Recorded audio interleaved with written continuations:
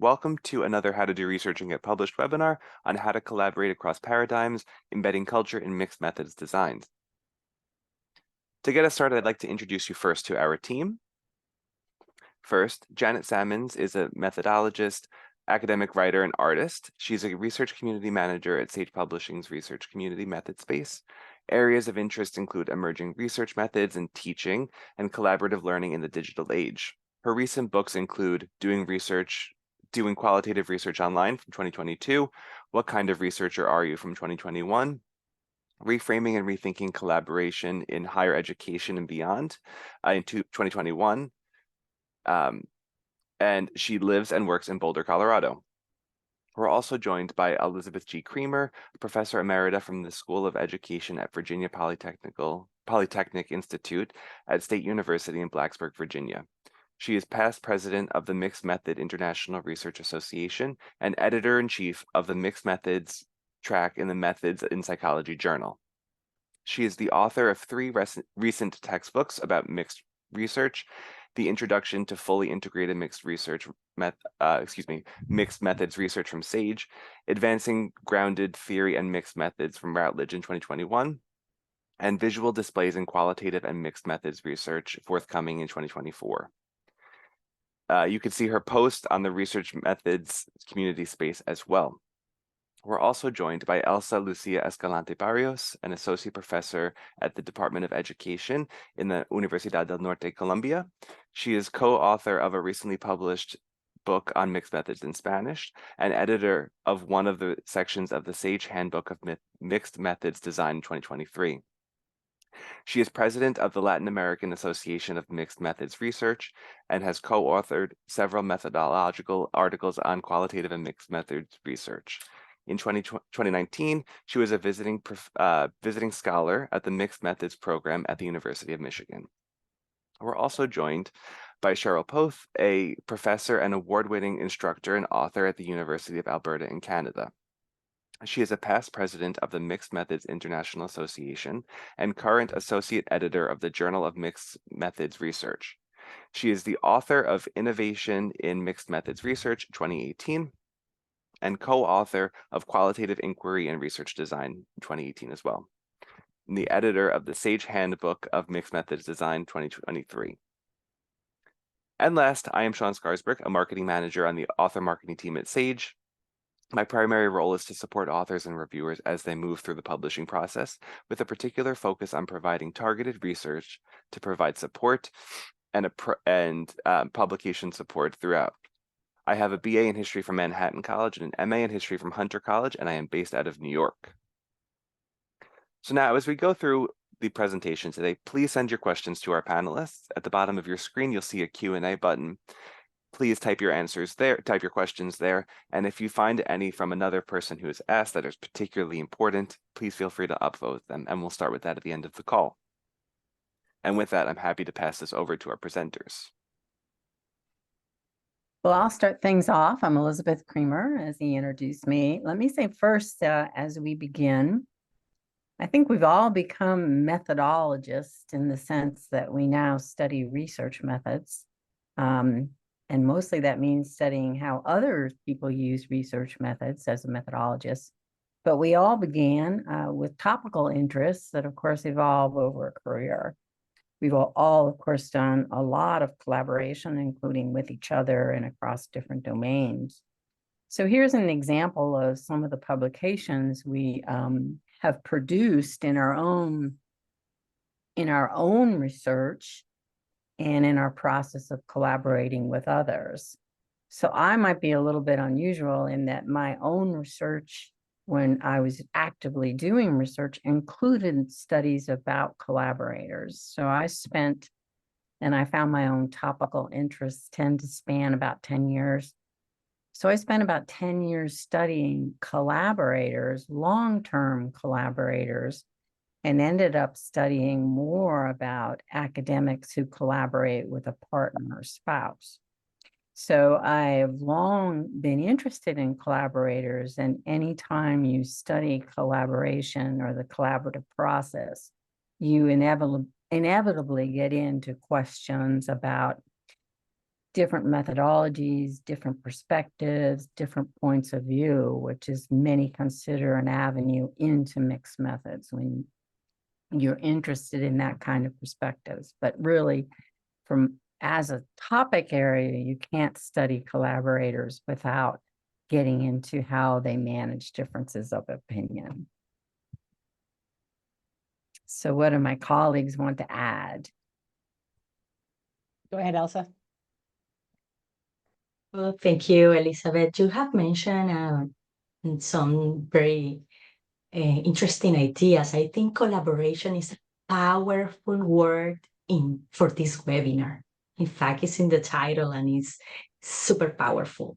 Collaboration among different researchers is pretty important, especially for mixed methods, because mixed methods is, in a sense, it's a collaboration itself.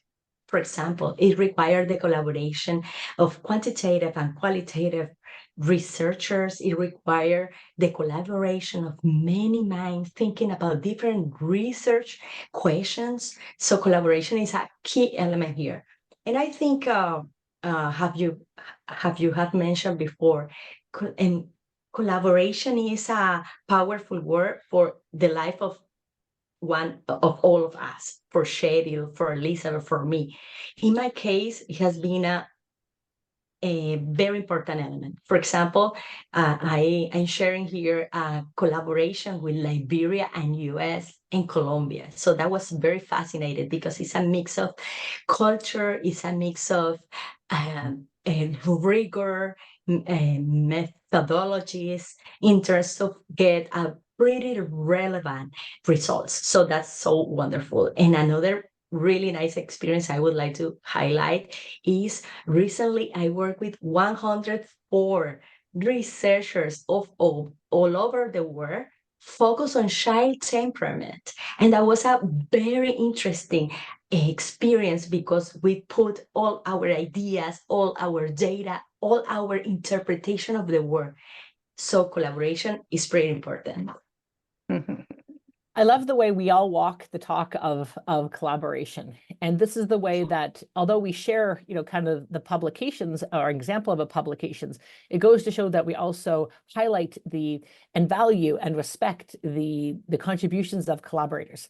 I wanted to highlight as well, in addition to researchers, that I do a lot of work in community.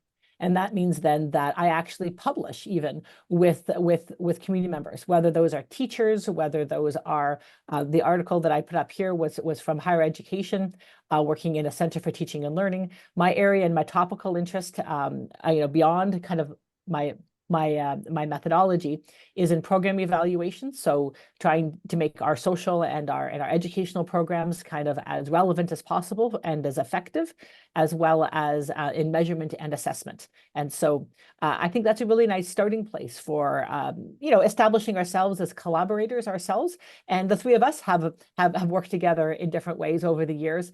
And my work is made better by other people's ideas and perspectives and challenging almost my assumptions and helping me to see things that perhaps I hadn't seen. And so that's a really nice way, but it's not without challenges, collaboration. But yet I always say that the time, the effort is absolutely worth it. Shall we go to the next one?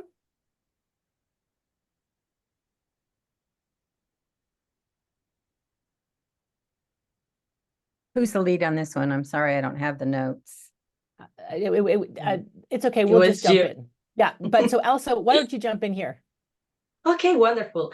As I mentioned before, it's pretty important for mixed methods to have the knowledge, the method, the perspective of qualitative and quantitative researchers in order to integrate the ideas, in order to integrate the work and have new results. For example, in this slide, it's pretty important for us to situate ourselves as a methodologist. So, for example, in my case, I sharing a book related to a qualitative piece in social education, and that's part of my background. But also we have here, for example, Cheryl is also an expert qualitative, it also has important background in quantitative, because measurement, of course, measurement requires that quantitative perspective. And I think this is pretty powerful. I think Sherilyn, in some slides after this, is going to explain what is mixed method and why this part of the presentation is pretty important for you. So you only have to know that all of us has a background in qualitative, in quantitative, and that make us like reliable to go ahead and go for the mixed method. I might add just one thing here. You see a book that deals with interventions, and there's a question about the community participation. What you see a lot in mixed methods, or frequently, is a link to medical fields as well as to social services in the study of interventions that are designed to promote health equity. Now, that's not the only way mixed methods is used, but research to try to provide more equitable access to health services is a major strand of research. And if I can, I'll just add to that idea is we have a question here from Salima, who is talking about what about working in underrepresented populations and working with and working alongside. And that's a great question, because I think that, and that fits nicely as well with all of our research. It needs to be conducted in a way that is ethical. And that means, making sure our entries into communities is in a way that that works, whether it's established or whether it's a fair bit of building relationships and building trust. I often work on projects that are multi-years because of my own, my own interest as well as commitment to working in communities and building capacity for them to then be able to continue. So I think that those kinds of ideas are really important. And also helping, as I mentioned about building capacity, my goal as a program evaluator is always to build capacity so that they can continue some of the evaluative thinking. And I think about that now in research as well, that folks often tell me that after working with me, that they just have a better idea of what research can do and empower.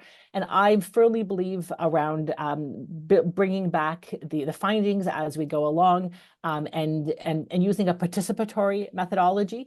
Not everybody does, but there's a whole literature as well around community-based mixed methods, and I would kind of point you towards some of those, because that's again another way of, when we talk about collaborating.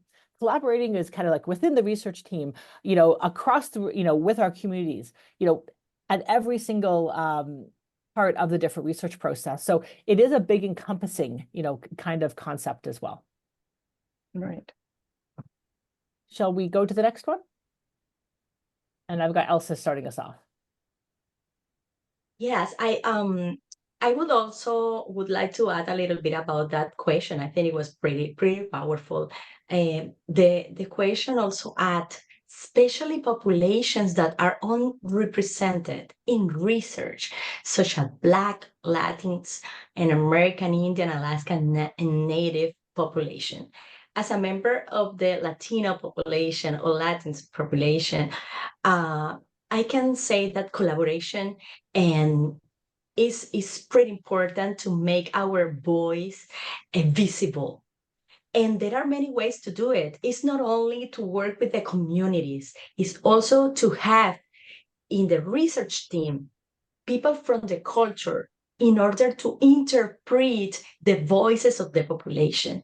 Because sometimes if you don't have this mix of culture in the research team, maybe you can mislead some questions, some point of view. Maybe you miss a little bit of context. And I use this part of the equation that is, I think it's pretty interesting, because I would like to link that question with the word culture. Culture when we think in culture, usually we think about the nations. Maybe we think about the geographical perspective. But Cheryl mentioned something pretty important. She mentioned community. And community is not only related to the geographical region, it's related to belief, ideas, feelings, politics, a lot of words. I mean, for example, I really like this Ornella's concept, because Ornelas and colleagues are thinking about the culture of robots, because right now it's pretty important because in the artificial intelligence. So now robots are part of our culture too. So Ornella say, hey, wait a minute, it's not only a region, it's also the way how you think about it.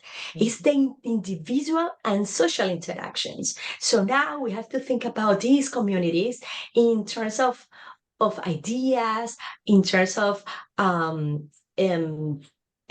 sometimes work, in terms of feelings. So this is pretty important. Another thing related to mixed method is in mixed method is very, very important to have diversity, because diversity in terms of belief and cultural belief and values, because if you can develop different perspective and interpretation depending on your culture. So a mixed method researcher needs to pay attention to these elements in order to enrich the mixed method.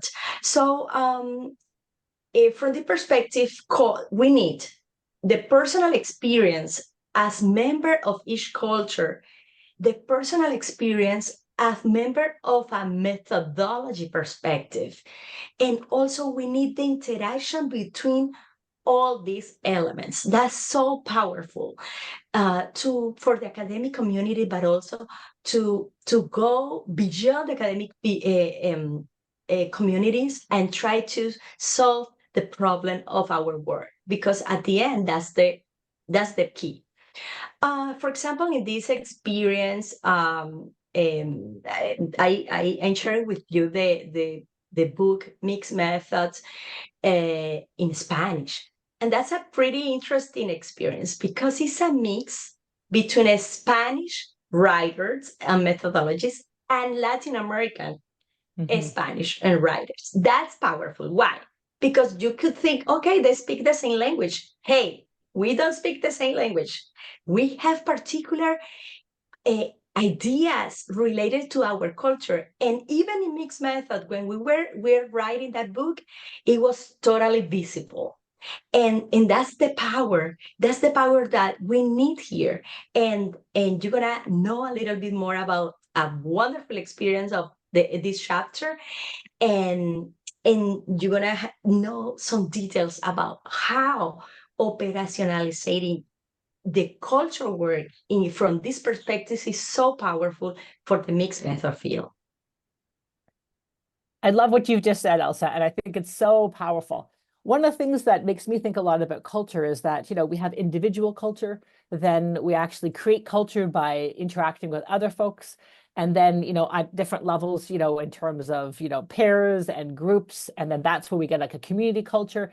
But what's interesting is that culture is not a single facet, right? It's a multifaceted, and it can be very different, even though it might be called the same culture, but it can look and act very different. And what we learned when we were doing some of our work in mixed methods is that we can't assume culture. We actually have to listen and adapt and talk about culture. And that, when we get into the handbook, we're going to be talking about your section that really, for the first time, I think, really, highlighted and emphasized culture and valued and respected. And what we hope is that we've started a conversation within the field of mixed methods, or, also continued one that was already ongoing around this idea of culture. And we look forward to it.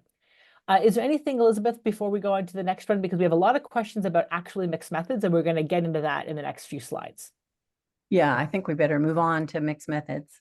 Great. And so I see lots of Oh, please, Well, of course. Cheryl, I think there is an important thing here. In this figure, the theoretical framework is part of the culture. The analytical framework is part of the culture. The instruments, the reflexivity, that's so powerful and visible for culture, the purpose, the research question. So it's very, very rich. And I think, of course, in mixed method is important element. Go ahead. Oh, that's great. Thank you.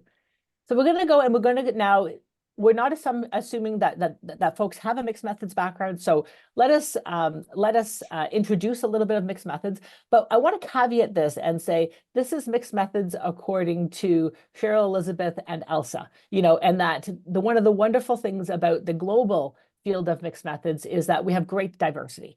And so what we're representing here is one definition of mixed methods research. And this is how we are defining mixed methods research. And we're using some of the work of John Cresswell to do that, who does say that at this point in time, we are defining mixed methods by the mixing or the integration of both qualitative and quantitative data, perspectives, research methods, of all of those kinds of things. So it is this idea about that. Now, I want to say that I don't think that the sources have to be qualitative or quantitative. And the reason where I've really started thinking a lot about is people sometimes ask me, is, well, it used to be called a tweet, a short form, really qualitative. And I say, well, you're right. At 120 characters, does it really meet, what we expect of qualitative research? Maybe. And just like, because something's, has numbers doesn't necessarily make it quantitative. But it is this idea that I think in the future, I can't even imagine. Perhaps we're going to have mixed data that we're actually going to collect data in that way. So at this point in time, I do think that defining mixed methods as the integration of qualitative and quantitative is helpful. And that's how we differentiate it from multi-method, is the key of the integration. So you can have multi-method that uses, 3 qualitative or a combination of qualitative and quantitative. But if it doesn't integrate it and actually show evidence of integration and of mixing, then we would say it's not mixed methods. And Elizabeth, in a couple of slides, is going to talk a little bit more about integration. And we're not going to get too much into the analysis strategies, which I know was a question, just because of how limited we were in this webinar. So I always like to try to be upfront about what we can and what we can't do in this. Let me just underscore something that Cheryl has said. We think of qualitative and quantitative, and it's obviously core to the definition of methods. And we're really trained to think of them as so different. And of course, there's tremendous overlap, but she's bringing up a point that that numbers aren't inherently quantitative and words aren't inherent. The method isn't qualitative or quantitative. It's how you analyze the data. People turn words into numbers. There's a reluctance to call that when it stands alone as qualitative, but it's how you analyze the data that really defines it as qualitative or quantitative. Thanks, Elizabeth. And it was funny. So I had the experience, a long time ago now, where somebody asked me in a workshop, is videotaping qualitative or quantitative? And it blew my mind in terms of, it depends. It depends how you collect the data. It depends how what protocols you use. Are you counting? Are you, or are you doing like a running record, where you're looking and describing, and also about how you analyze it. So it really made me think that, videoing can be both. And it all depends on kind of how you do it. Same thing as questionnaires, same things as, I think, anything. You can do interviews that are qualitative and quantitative, depending on your protocol. So I just think that that's a really nice, if I can, bonus discussion that isn't often talked about in this way. Yeah. So that's so thanks for bringing up those things.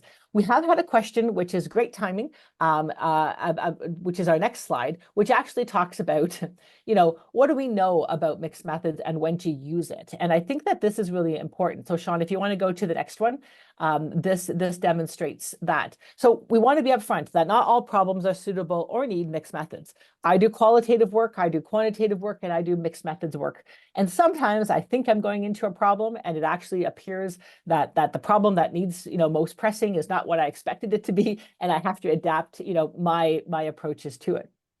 And that this idea of this one definition, we don't have a real consensus in the field, but we do have key characteristics. And again, one of those key characteristics that is becoming central is this idea of doing integration, actually, and also producing producing evidence of integration.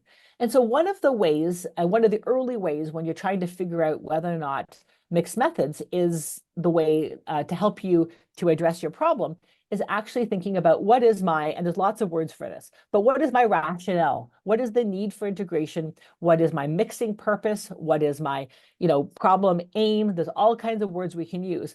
And so this was a diagram that I put into my 2018 book. It is, I thought it was kind of a collaboration or kind of a bringing in of lots of different people's viewpoints, but please don't feel limited by it. But I think it is helpful. So for example, one of the reasons why we might do mixed methods is because the question we're asking and the problem that we're seeking to address, it can't be answered by one qualitative or quantitative alone. So by bringing them together or even comparing and contrasting perhaps qualitative and quantitative in a way of corroboration, or we're just kind of seeing corroboration can be problematic because it assumes that we want them to corroborate, but maybe it's the differences as well. So it's that maybe comparison is a better word. Another reason why we might do mixed methods is for completion, or we talk about more comprehensive understanding. I think about this as like a jigsaw puzzle. Perhaps the trends quantitatively can tell me something, and then maybe a description or the experiences of folks can tell me another piece of the puzzle to help me better understand the problem which I'm seeking through qualitative and quantitative. Another one is explanation, and a classic design, because we had a bit of a design question as well, is we can do a sequential design, which has the purpose for explanation. So perhaps we do either qualitative interviews or we do quantitative survey, and they come up with some ideas, but maybe we want to look at a particular population or a particular question, and we want to explain maybe those data trends that we see either qualitatively or quantitatively are different from what we anticipated. So they're interesting. Maybe we were studying a new population, and that maybe the assumptions that we hold for this are not coming true. So we want to know more about it, and we want to investigate it using the other kinds of type of data. So that's really, explanations. Development is, as well, a very popular rationale for doing mixed methods, where perhaps we want to use a questionnaire with a large group about a construct where no questionnaire or protocol or instrument actually exists. So maybe we have to spend some time with one type of data developing a protocol for which then we can use, and maybe then we test, those ideas, and to see how whether our instrument does capture all the nuances that so that's a nice kind of almost like a multi-phase mixed methods process. Then there's a lot being talked about right now about how do we use theory in mixed methods. It's I think, discussed, and that's what I meant around infusion. So infusion, the purpose for doing it can be, I think now, many different things. Perhaps you want to infuse a theoretical framework to push you. Maybe you want to infuse a particular approach. Maybe it's something like a community engaged approach, or maybe it's an empowerment approach that you want to infuse into that. Maybe it's a participatory, or maybe it's also where you want to intersect another. So for example, like a grounded theory with mixed methods, or a case study with mixed methods. And then finally, the piece that I talk about in the book is around innovation. Maybe when we start our problem, our research, we actually don't know why we're doing mixed methods. Maybe none of these purposes fit, or maybe we just don't know yet, and we want to leave it a little bit open until we figure it out. So I wanted to give folks, if I can, a way of beginning a mixed methods question without actually knowing exactly what you want to do. So that was my idea of advancing innovation as a viable mixed methods purpose. Now, you will see a few other words around that, and I've purposely put them. So, for example, sampling might be a reason, a triangulation might be a reason. The reason why those aren't in the core pieces is because those are terms that were used, I think, and early on the mixed methods. And what we have found is that, for example, somebody asked about whether you can use triangulation. Yes. The challenge with triangulation by definition has three parts, first of all. And the other thing is that's actually not always a helpful piece. And triangulation, because it's a word that has lots of different meanings in different places, that it can be actually tricky to use that in mixed methods. And so there's a great article about triangulation in the Journal of Mixed Methods that is actually by Mandy Archibald. That if you're interested, have a look there. And she kind of lays out, both the ways triangulation can be used and the problematics of using it. I'll highlight one of the challenges of just using sampling is that sometimes we had mixed methods designs that were only using mixed methods for sampling between the two. And what I would argue now is that if you're only doing that, where's the evidence of integration? So as long as you take that sample and then you integrate the other, then I think sampling can be a real viable. So I do want to say it's a little bit of buyer beware when you're reading mixed methods articles, and that you do want to have an idea and an understanding a little bit of, because just because something is being called mixed methods doesn't mean that it actually meets some of the quality understandings that we have now. Just two other quick things from this slide is that teams are seen as optimal because of what Elsa and Elizabeth have talked about, the multiple perspectives. I think it helps with feasibility. I think it makes the research better, by having diverse perspectives. But we're still learning and understanding and writing about what makes mixed methods teams successful. How do we actually help them develop to collaborate in a way that respects, the different perspectives that people are bringing. And that one of the things that we have highlighted is sometimes differences in training and in worldviews, which can also be a little bit of the paradigms, can cause challenges for people to value and to respect other perspectives. So I'll pause there and invite Elizabeth or Elsa if there's anything else that you wanted to mention. I think can we move on to the next slide and jump right into integration and then maybe sort of bring it back together? That works for me.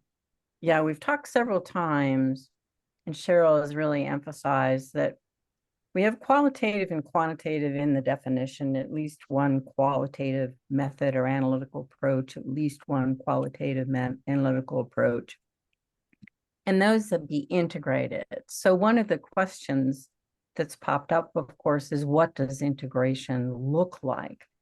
So let me give you a very concrete example to start with, and let me suggest some sort of more, and then move to some cutting edge ideas about mixed analysis and mixed data. But you often see mixing that plays a role in analysis through a table or figure that we refer to as a joint display, but it includes finding from the analysis or data about qualitative and quantitative on the same construct, theme, or question. And that can become the central part of a finding section of developing your findings to sort of understand, okay, here's places where the qual and quant converge, they support the same interpretation. Here's where they diverge, and then to sort of see what your data tells you about why they might diverge. So a table and a figure is one of the many ways that you can really highlight, showcase. I mean, it's so visible here integration occurred. When you talk about mixed analysis, and this is really cutting edge sort of discussion, you're talking about themes, for instance, that might be qualitatively generated or could be tested quantitatively when you bring your qualitative and quantitative data together. So take the example, and there was a question about open-ended surveys. So let's take the example of collecting both qual and quantitative data in an interview that say, asks a question of a participant both qualitatively and quantitatively. So this might look like a question about, let's just take something simple, well-being. So you might say quantitatively on a 1 to 5 scale, how do you rate your well-being when we talk about, let's say it's a health study, your physical well-being, and let's say the respondent says 5. And then your qualitative question is, tell me what you mean by 5. And that gets into the quality dimensions of their response, in that it gets into what they mean by well-being, what they consider when they define well-being. So really, when you look at those together, that could be described as mixed analysis. And let me give one more example, and then there's just so much to say about integration, because it really is the place where I think that new insight is generated. But take another example. Often in these joint displays, perhaps you have a quantitative measure. Again, let's say it's well-being, and you've ranked your participants by their well-being score, and you're in a spreadsheet. And then in your spreadsheet, next to each score, you have what they mean by well-being. You can take your analysis into the mixed range when you start to look at differences both within the individual and across. So for instance, you might generate a theme by saying people who rate their well-being as low often refer to family members. I just made that up. So that's an idea of mixed analysis. It's an idea of mixing data. But on the survey questions, and I'll end here so that my colleagues can jump in because there's so much to say, but on a survey that has open and closed-ended questions, it has a qual component when you analyze the open-ended data or the data that's supplied through open-ended questions separately with qualitative techniques. It stays quantitative when your findings are all based on the numbers and you're just throwing in some quotes to sort of illustrate your findings. So I'll stop there. Oh, that's great. Thanks, Elizabeth. I think the important thing is when you look at a paper that you can see, the evidence of integration kind of throughout. So often I will actually flip to the findings. That's a very quick way of looking to see how they've organized the findings, to see if there is something beyond the separate qualitative and the separate quantitative. Have they also then gone to integration? And then I look for a description of what they would have done. And I think integration and the strategies around integration are going to be the next decade of the kind of innovations that are going to happen in mixed methods. I'd like to draw your attention to a great article that was published by Elsa. And perhaps that can be shared with the participants afterwards about that, or in the public way. Elsa's posted it into our chat. If anybody can share that, that would be great. But maybe we can move on to talking about the handbook. Would that be okay? Yeah, So, Cheryl, I just want to add that integration, people think only it's not related to quantity. It's not how many times are integrated information in a mixed method research. It's also related to quality. So that's I think I agree with you that the next decade is focused on those frameworks. So I'm going to suggest that we talk a little bit about the handbook, and then we actually go to the myriad of questions that we have on culture, and that's how we'll so we'll kind of see this. And so this is really great.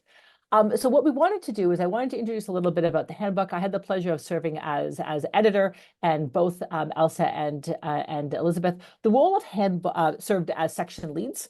And so the role of handbooks is really to, why do people do handbooks and why do authors, because handbooks are kind of seen as a way to move a field forward and as maybe a first place, where folks to kind of have a look and to see if there's something that can help guide you. Because if you look, particularly, I think if you look at the reference lists in the chapters, it gives you a really great start if you're looking for a particular area. And so one of the reasons why it was time to do another handbook, Sage had not done a handbook since, what was it, 2010. So it had been quite a time. Rutledge did one in 2015. Yes, I agree. Yep. And so that's why we did that. And this was a great example of a collaboration among 11 section leads, 12 international advisory board members, and 78 chapter authors from all over the world. And so this was a real interesting, meta collaboration almost. And so one of the things that we noticed with the previous Sage, and as things have changed, we wanted greater global representation in this handbook. Now, don't get me, we're not finished, because there's even more work to be done. But what we have found in the past is that, and somebody commented about having submitted, an article to the Journal of Mixed Methods. We wanted to highlight and to actually elevate. And so the Journal of Mixed Methods is also very committed to this, as many journals are, to elevating voices of researchers and maybe even geographical cultures and contexts that maybe haven't had as much representation in it. So I'm really excited to see where we can go next with this. If you go to the next slide, just to kind of give you a quick overview of where the first chapter kind of examines some of the dilemmas and opportunities for design, and this was specifically focused on design, where the first section talks about almost like the histories of designs and where we've come from. So if you're looking for a place to be able to see what are the kind of designs that we can do, this is a great historical place that shows how the evolution of design thinking has happened over the field. In the second section, we talk about all the different pieces of kind of mixed methods design and the idea that designs really are crafts, to kind of get us going. The third is talking about the expanding mixed method designs and some of the innovative ways we're having intersections between different designs. The fourth is, understandably, technology is playing a huge role in how we're thinking and how we're doing mixed methods research. And then we get to the fifth section, which is the one that Elsa and Elizabeth did, which was super innovative, centering on culture. And I'll pass it over to you to talk more about it. To which one of us? I have you starting. Can we go to the next slide and go there? Of course. Yes, that sounds great.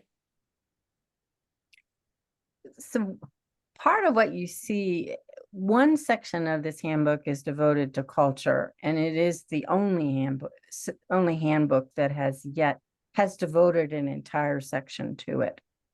And I want to say first, we'll go back to the issue of handbooks. There was one in 2003, one in 2010, one in 2015, and this one in 2024. They're all about this thick.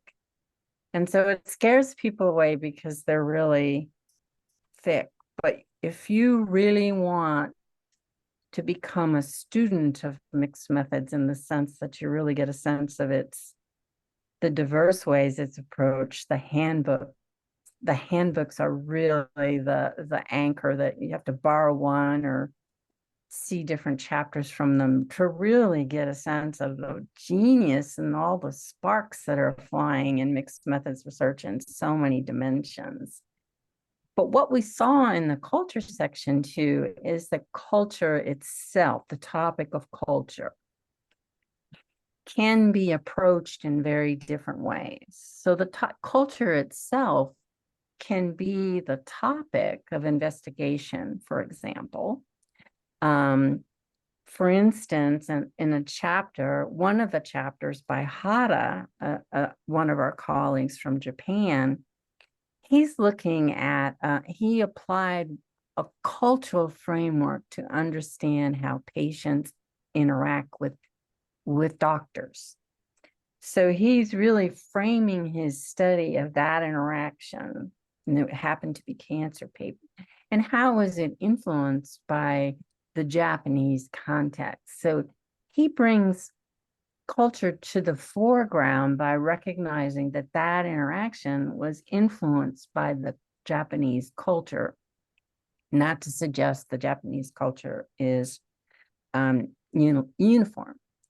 Another example that may be even easier to understand where culture was so prominent is, let's say you designed a program or activity or an intervention, and it's going to occur in different locations.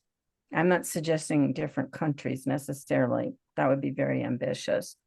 But let's say that you're studying schools, and you've got a school that's like this in one town, and you've got a school like this that's in another town, and you're trying to understand elements of the of the way people interact, of their values, of the context, that might mean the way you implement that program would be tailored a little bit. And that is sort of a classic use of mixed methods in medical fields, and to sort of be as a trial to figure out how to tailor an intervention to recognize differences in settings. So you see all different approaches to culture, how much it's in the foreground and how much it's in the background.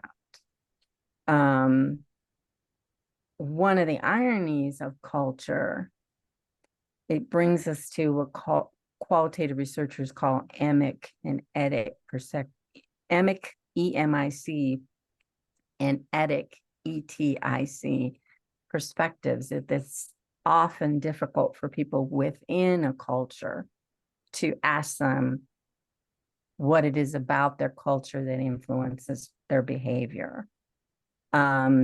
One more example of a study that explicitly introduces elements of a culture that may be unfamiliar.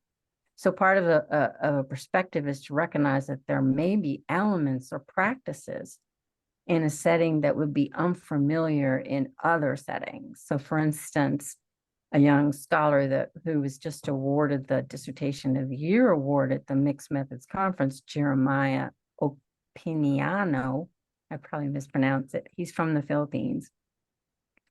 He introduced me, and I'm so woefully ignorant on these things. He's from the Philippines, of the whole culture of people leaving the country to earn an income and essentially living in other countries and sending their income back, and how that kind of difference is explored. So culture, that's another example of the different culture. That was another example. So there's so many ways to define culture, so many ways to implement research that is sensitive to culture.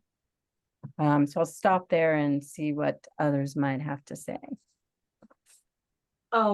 I would like to share one interesting experience related to language. Usually, I have been checking the question and answer part, and I can see people from Liberia, Japan, many countries, and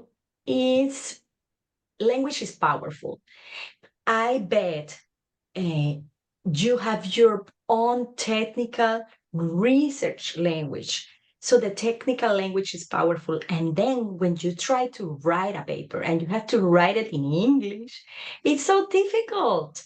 And I think this is a good example here. I mean, we were navigating in the research culture in mixed method design, but one very powerful element was the language. We struggle a lot. Elizabeth was helping everybody. Cheryl also was helping. I was not helping that much because, I'm Latina. So I also have my problems in language. So I'm struggling. I still struggling, and you can see it. But, we can do the best. Working together in the field, we can try to figure out the best way to express the designs, because the designs include the language, the technical elements, the content, the context. And I think that's one interesting point that I would like to highlight, because I can see some questions about, please send me some reference, and sometimes the reference are in English. What about in our native language? And and I think that's one of the challenges now. All of you would need to work on it. Let's write papers and let's write books about mixed method and our typical designs in our own languages. I think that's one of the reflections that I got from this wonderful experience. And I think it's part of our conclusion in the handbook, I think. And I really invite you to go ahead, check the section 5, and try to identify yourself, your own struggles there. 100% you're going to find it there. I love that, Elsa. It's about sharing your experiences so others can learn from it as well. And let's move the field forward together. Just before we go to questions, I just wanted to give a shout out to the Mixed Methods International Research Association, which is MIRA, MMIRA. And that I was a founding member of that committee. And the reason why is it was to create an opportunity for mixed methods researchers to come together and collaborate their ideas, find each other. I've gone to meetings and webinars, and I love the fact that we're starting to have webinars in other languages within this organization. So I would draw your attention to, again, MMIRA, to the website, and there's lots of good things going on there as well. So now I'd like to maybe pass it over to Sean, and you have the difficult task of now deciding which questions to ask us, because it is not an easy one. So I'm glad I don't have that role. Yes, truly a hard task given the number of excellent questions we've got coming through. So again, thank you to everybody who continues to send them in, and please continue to send them through as we're chatting now. We'll respond to them in some capacity as we can. Give me 1 second while I pull up the question we want to start with.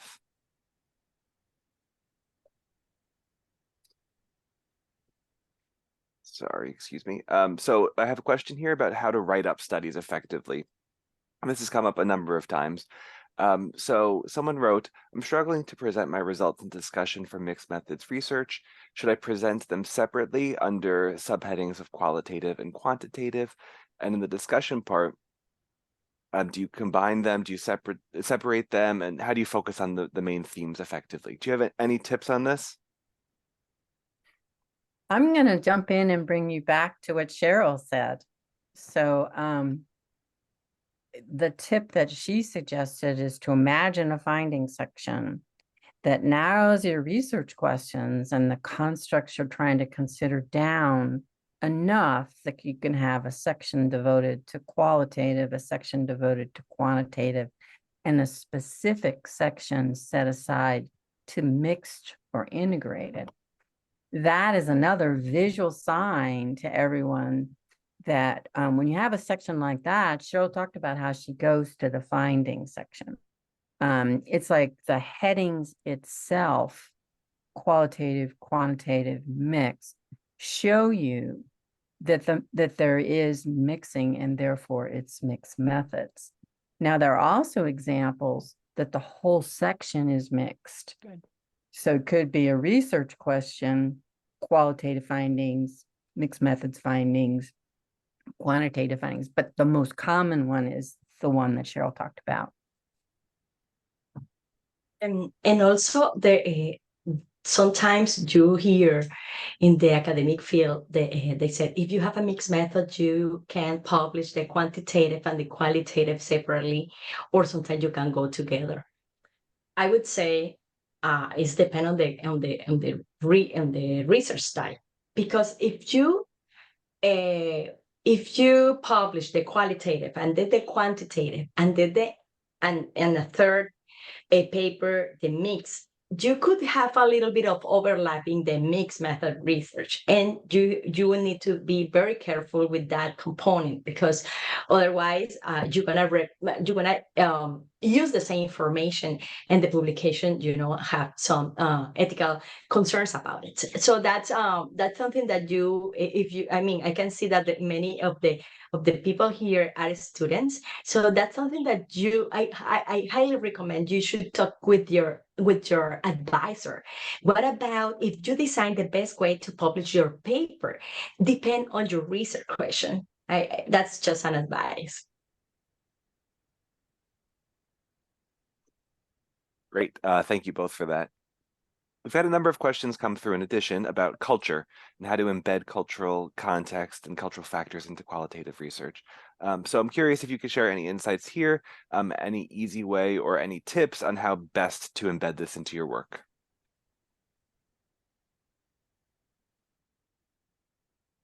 Well, maybe I'll start here. I've often used visuals as well as descriptions, and sometimes the visuals then make it into my publications, and sometimes it's just a way for me to be reminded about what are the possible ways culture can be present in my research. And so one of the ways is actually to describe where the study is taking place, and think about description on a broad piece. Like, what are the things that could influence my study? Cultural, historical, economic, people, interactions, the ways, the beliefs, and things like that. And then really, like almost sometimes I think we think about research contexts and settings too narrowly.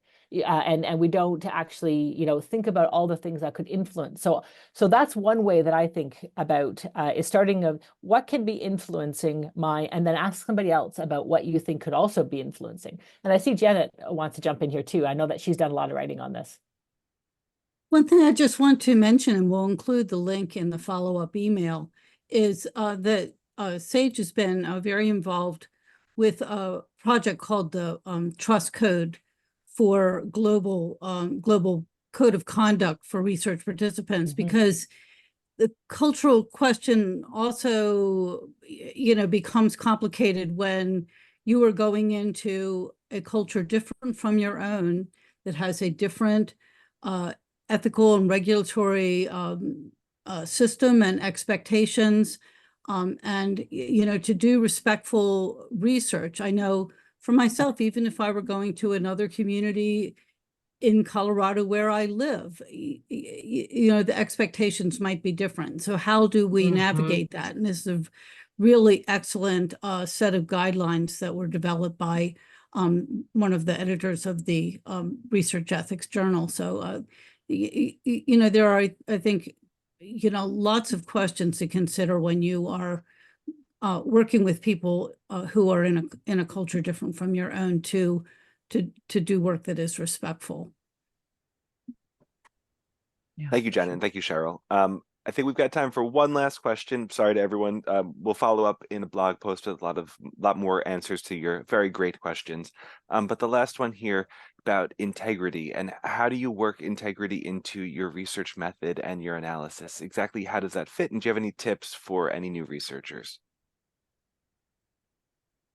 Integrity is a interesting word. It's related to my idea that I mentioned some minutes ago about in mixed methods. Part of the integrity is related to integration, because what is a rigorous, cultural relevant, and way to integrate the qualitative component and the quantitative component. This is one important thing is to take into consideration the designs and the procedure for each design. I really recommend to go ahead and analyze that point. Going through all the equations, I can see that there are many ideas about how can I integrate information. The one important thing to integrate information is to have a design that show you like a framework to go ahead and based on your research question. The other thing is integration is not quantity. It's not it's not only the how many times the data is integrated through the research question. It's also the quality. What are the strategies? If you use maybe visuals to do it in order to improve the quality of that integration. I really recommend to pay attention to that word. So quality is related to integrity. Let me just pop, I know we're running out of time and I'm going to pop in something really quick related to integrity. I think it's embedded in analysis and it's embedded in thorough analysis of your data. And also consideration of what is not being said. So some of the differences that you often find between individuals or between groups is the things that they don't say that the literature might have led you to expect them to say. And what does it mean that they're not saying something can be as important as what it is they're really saying? Because it's that that can encourage more thorough analysis of your data. And just on behalf of the panelists, I really want to thank Sage for the opportunity, and I see some ideas for some future webinars. And I also want to thank our participants for all the questions. It just makes it so much more interesting. And I just apologize that we couldn't get to all of them. I hand it over to you, Sean. Thank you, Cheryl. And thank you so much to everybody who joined us today as an attendee. We really appreciate you being part of another webinar with us. Just to keep you updated, we've got some good stuff happening for the rest of the year. So in September, we have a webinar on how to respond to reviewer comments. In October, a webinar on open access. And in November, we have a webinar about how to promote your article impact policy. So I hope those would be of interest to you as well. And a huge thank you to our panelists and our presenters today, to Janet, to Cheryl, to Elizabeth, and to Elsa. Thank you so much for joining us and for speaking. And I just want to remind everyone that there have been a lot of questions about kind of how do I get started? I'm a new researcher, that all the fantastic archive of these webinars, some are focused on research methods, many are focused on publications, are all available open access. So you will include the link to that site to make sure you know about those. Yes, thank you, Janet. And to everybody on the call, just so you know, we will be following up with the slides for everyone who is attending us live with the certificate of attendance, and also some registration links for anything else that's upcoming. Thank you again for joining us, and we hope to see you in a future webinar. Take care. Good. Thank you. Thanks, everybody.